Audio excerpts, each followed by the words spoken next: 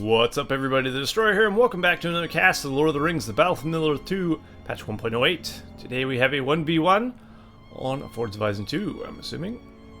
I didn't look, but yep, indeed it is. Because 99% of the time it is. But anyway, our players today are Drain My Blood. Okay. As Mordor there. And we have YodA as men. Men of the West. Alright, well. We'll call him Drain, just for short. Drain is going for Tavern there. So he's going to be getting some of the Corsairs of Umbar as a starting unit. YodA going for a barracks so he can get some soldiers of Gondor undoubtedly. Could go for tower guards if you want to. Possibly to creep the layers or whatnot. I was going to say Rohan Spearman, but that's not a BFME 2 thing, of course. It's the Rise of the Witch King unit. Too used to that. But yeah, the players are starting out here. Of course, the Men of the West player did use his Elven Wood to scout out his opponent. So YodA knows what he's up against, and of course Mordor can scan around with the Eye of Sauron power, which he's doing right now. Just looking around, seeing what's going on, kind of like we are right now. And out come the first battalion of soldiers of Gondor out for YodA. He's also throwing down a archery range, so he can get himself some Gondor archers as well. And Drain going for the Corsairs, that's his first battalion? Guessing so. The builder's being brought over as well. Is he going for a forward farm or something? Or is he just going to scout with his builder, possibly? Of course, the wargs do trample damage. Not much, these wargs from the layers, but it is something. The builder does need to be careful, though. These Corsairs could take it down very easily. So, soldiers of Gondor in shield wall. Actually, no, they don't have shield wall, but they do have hold ground stance against Corsairs in aggressive stance. It looks like they both lost 2 units. But there are archer support now for the soldiers of Gondor, so the Corsairs should have a much harder time. Well, they do have the fire bombs, which is kind of nice to use sometimes. Drain has thrown down a orc pit here. So we'll be getting orcs out as well as Corsairs, which should be a nice combo. Beacons of Corsairs of Umbar with some orc archers wouldn't be too shabby. But orc warrior spam, of course, is always nice as well. Orc warriors in this patch are very, very cheap. 50 resources cheap, in fact, so... Wow. Look at all the Men of the West we got in the field already. YodA has quite the army on the field as of yet. How effective is the Corsair firebombs in this patch? Pretty effective. Fire, of course, being one of the most destructive things in this game. I used to say in my old BFME 2 casts. It holds true to this day. Fire is devastating in this game. If your units walk over fire, they almost certainly will die. And so, of course, there's basically setting a fire underneath units. And it does initial fire damage. It also does a lot of damage as well. Drain My Blood doing a lot of damage with the fire bombs. Very nice uses of it. Of course, these guys are getting a little too close, though. They are trying to target down these, though. That's why they're getting in the midst of all the rest of the guys here.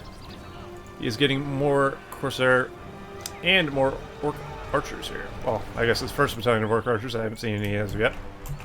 And YodA, of course, sending more guys across the field to assist his army, to replenish his ranks and keep the pressure up.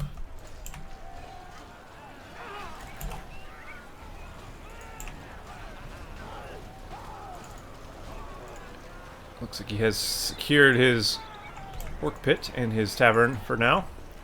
So that's good news. And the orc archers will definitely come in handy here.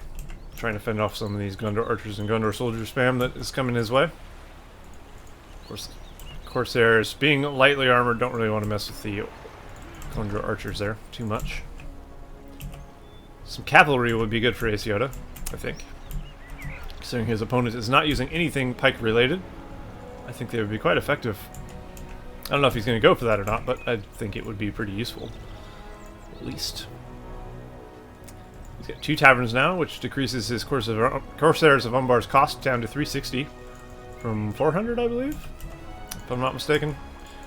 Could be mistaken, but it does decrease the cost the more taverns you get up to a certain point. I don't remember what that point is, but it's definitely a nice feature to take advantage of when you're Mordor. YodA going to defend against these 3 Corsairs in the back of his base. He probably doesn't need 2 battalions, but, you know, better safe than sorry, I guess. Meanwhile, he's sending some tower guards as well as some soldiers of Gondor across the field. Looks like there's a bit of a battle in the center here. A couple of battalions of Orc archers with some Corsairs and Orcs. Mordor seems to be doing fairly well here, killing off a lot of Gondor soldiers. The Orc archers definitely doing their job in a major way there. And there's 3 battalions of them now. He is throwing down a stable, as YodA is. So that should be effective against Drain My Blood's units. But we'll see here. The tower guards being thrown into Porcupine formation to make them a bit tankier there, so they'll hold out while the rest of his army... Well, he doesn't really have a rest of his army. Until the rest of his army gets here, I guess. Down goes the Elven Wood, which should help out. Quite a bit, in fact. Gondor soldiers in patch 1.08 do not start with the shield wall formation, so that's a thing to keep in mind. I think they get it at level 2 or something. I'm not quite sure, to be honest. I would assume. Look at the Orc archers go. Picking off guys left and right. Never underestimate an Orc archer. And YodA's going to lose that farm, unfortunately. That one does go down. The 1st Battalion of Gondor Knights are on the field now. And unfortunately for those Orc archers, they're going to taste the pain. Unfortunately, they didn't get his charge through. Is he going to trample? There you go. Very nice. Although they are on Tainted Land, it looks like, so they did survive that. These ones will probably drop like flies. They do indeed. Those cavalry, definitely a good purchase for YodA. Eating Orcs up left and right there. There's a little battle on the top. Looks like Drain is sending a bunch of guys to the northern ford. Not going for the troll or anything. He doesn't have the units necessary. I mean, he could pepper away at the troll if he wanted to with the archers, but he's going to send his army to YodA's base. He's looking to get some kills over here to put some pressure on his opponent. He's also attacking from the south with some Orcs.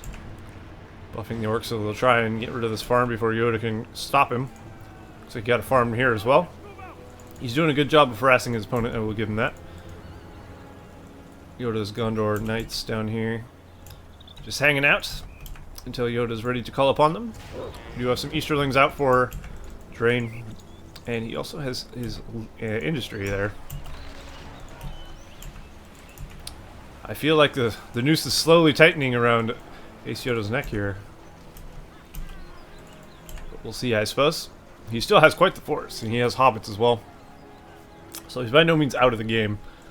If these Corsairs manage to take out all his farms, though, that would be bad. Is he going to go for the base? Potentially.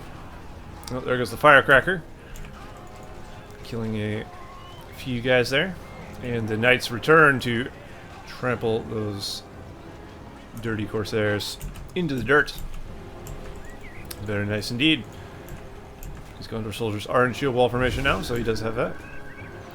Since the Via Galadriel was used, although not really around anyone, so I don't really know what the purpose of that was. But it was still flashy, wasn't it? Indeed. He does have a well here as well to heal up his cavalry. If you're going cavalry, you always want to get a well, just so you can go out, trample, come back, and heal up, and go out and do it again. It saves you a lot of money in the long run. Mordor's force is looking quite substantial, I would say, at this point. 3 taverns now, which decreases cost to 340. So I guess they start at 380? Because it was 360. I'm assuming it goes down 20 for every tavern you get. And then you have Easterlings at 350. He's getting a couple of those, which is always nice. That should help quite a bit He's got 3 battalions of Easterlings on the field. It's going to be hard for the Gondor Knights to do much. And then he has orcs, of course, supporting his forces. Let's take a look at powers real quick. Draining My Blood has industry, the Eye of Sauron, Tainted Land, 5 power points, and 822 of 775, 825 now. So he was command point kept for a bit. Still, technically is, I guess. You can't build any more troops. And of course for AC YodA, we have Summon Hobbit Allies, Summon Tom Bombadil, Elvenwood, and 1 power point, and 576 of 550. Certainly Mordor has the advantage in the economy front and in the troop front. Although I don't know about now. Tom Bombadil probably got a big Sonic song off there. Maybe. Maybe not. We do have Rohirrim on the field for YodA now. Of course, there's still a lot of Easterlings for Drain, so they won't be able to do too much from them. These archers, unfortunately, without any melee support, they're going to get picked off by the Easterlings over here. And we do have a Nazgul out in the field for Drain now. Very nice. Nazgul, of course, is very strong. Very good unit to use. They're very quick. Very good for countering cavalry as well as just generally pretty good. Just gotta watch out for pikes.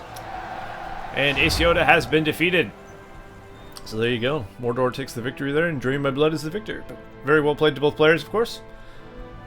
But yeah, nice little 1v1, and I hope you guys found that enjoyable. And I'll see you guys next cast of Battlefield 2 patch 1.08. See you guys next time.